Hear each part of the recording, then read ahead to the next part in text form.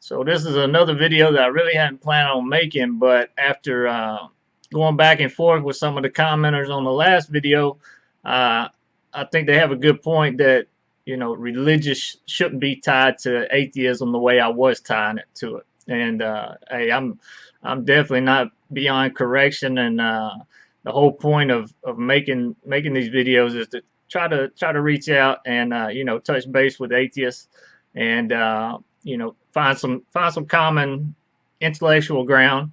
And so I'm going to change this one. This video is going to be called Apathetic Atheism versus Dogmatic Atheism. And the way I see it, there's two different tracks of atheism. I came from the what I consider apathetic atheism, and from what I can tell, most of the folks that I'm dialoguing with would fall under the dogmatic atheism, uh, whatever category.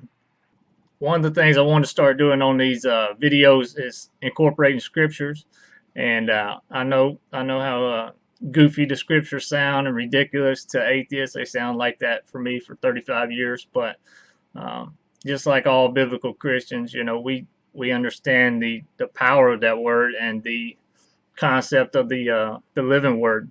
And again, I know that sounds ridiculous, but this one scripture is a scripture that I kind of want to build this YouTube channel around, like it be the mantra, and this is the scripture that uh, all people should be able to jump on board with this scripture. Atheists, Buddhists, Christians, anybody. And that's 2 Timothy 1:7. And it says, "For God hath not given us a spirit of fear, but of power and of love and of a sound mind." That's a strong scripture to me, and I think leave the God part out of it. I think every atheist should want that. Nobody should have a spirit of fear. Nobody should be timid about what they believe. But you should have the spirit of power, which is confidence, not tyrannical power, and of love and of a sound mind. And like I said, I used to argue from a insecure standpoint. I used to argue because I wanted to win the argument, right? To boost myself up, which was on insecurity. And if you are arguing or communicating from an insecure standpoint, you can't have the spirit of power, you can't have the spirit of love, and you can't have a spirit of a sound mind, because it's petty. You're going to get personal. You're not concerned with truth. You're not concerned about the other person's feelings. You're not you can't have a you can't have the projection of power, of confidence, because it's complete insecurity. It's like listening to a chihuahua bark. You're not looking at that chihuahua like that's a mighty strong dog. No, it's an insecure dog. All right, and that's why it's barking like that. All right, so let me get into the actual title of this video, and that's Apathetic Atheism versus Dogmatic Atheism. And I would consider myself an apathetic atheist. So for my first 35 years of life, anytime somebody would bring up religion, if we're trying to have an actual conversation about what's going on in the world, whatnot, if somebody were to bring up Christianity or the Bible, I would immediately dismiss it. Why are we bringing up comic book stuff when we're talking about real life? And I mean, there's real issues in the world. Poverty, war, you name it, debt. And why are we trying to talk about these mythical books? So that was an apathetic atheist. Like, I don't care about that. I don't have time. I don't understand how anybody in the 21st century could believe the stuff that's in here. So I'm not going to sit here and take the time and speak with somebody. It's just like trying to debate the National Enquirer magazine. That's how I looked at it. Just completely dismissive of it.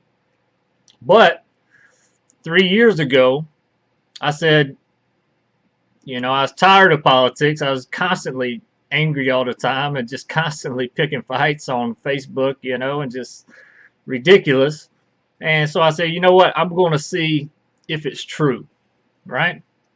If it's true. Now, I don't have any dogmas going into this. I don't have anything against the supernatural.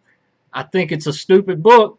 I think it's idiotic, but I want to see, is it true? That's the only thing that matters. Yeah, it's ridiculous, but is it true? My personal story is ridiculous. It's not a believable story, but it's true, So I started looking into it, and one of the first things that I discovered was that the textual criticism and the historicity of Jesus Christ. Because if you're going as a skeptic, that should be, again, that's why I say I'm an actual skeptic, because I want to get to the bottom of the truth. I don't care what the conclusion is going to be when I start this. I just want to get to the truth.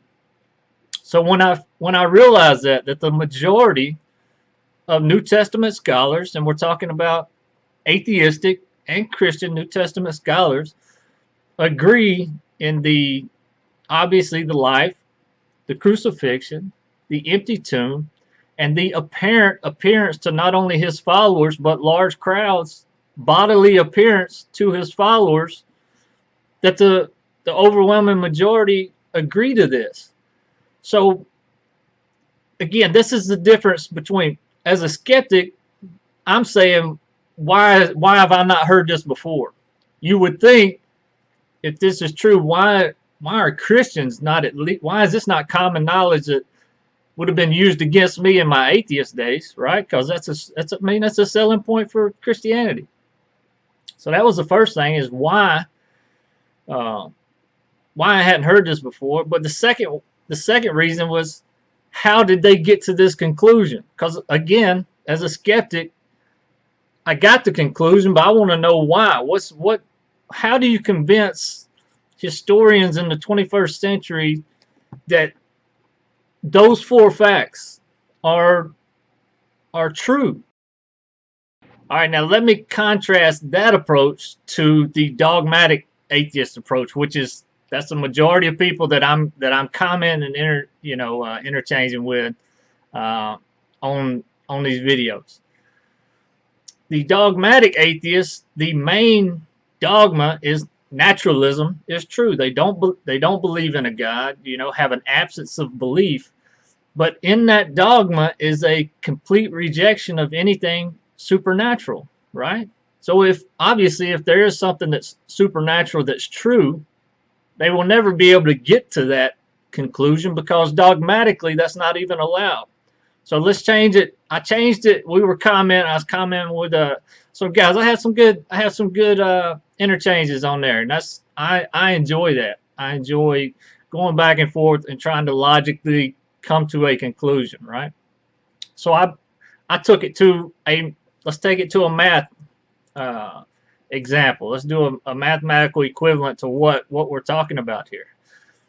The dogmatic, let's say 2 + 2 = 4. And when we say 4, that means Jesus' life, crucifixion, the empty tomb, and the apparent appearance to his followers and large crowds, bodily resurrected 3 days after his death, right?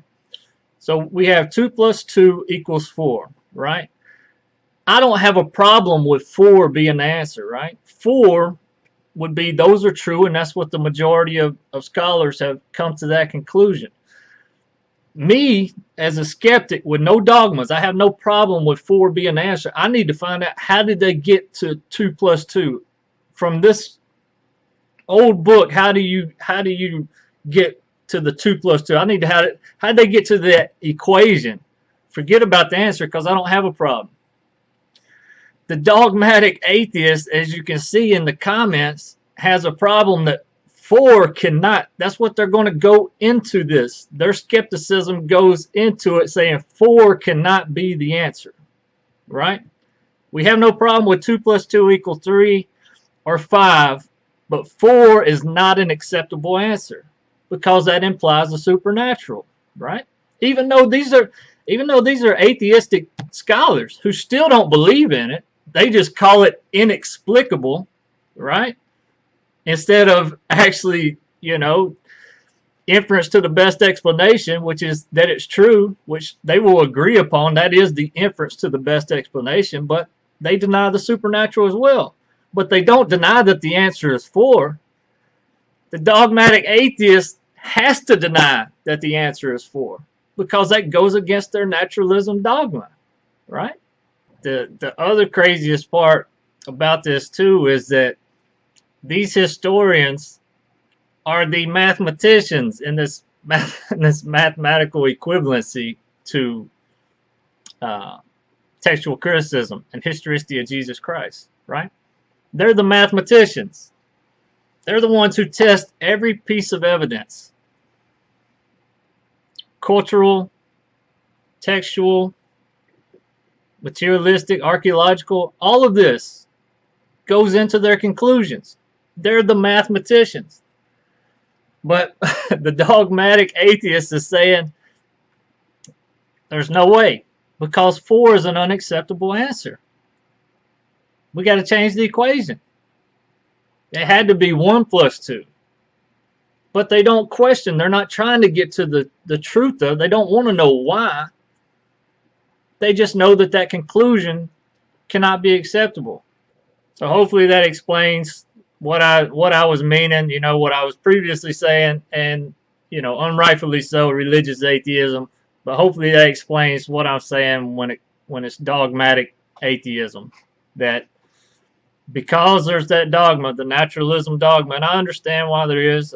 We're constantly preached that, you know, science is non-religious, is totally secular. That's another thing that I'll get into in later videos, you know. But that's a dogma we're taught from beginning, that science has no religious influence or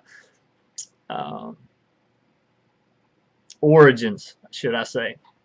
But so hopefully that explains it, and maybe in a way that you haven't heard it. And yeah, I'm sure it'll get some I'm sure I'll get some good comments from this.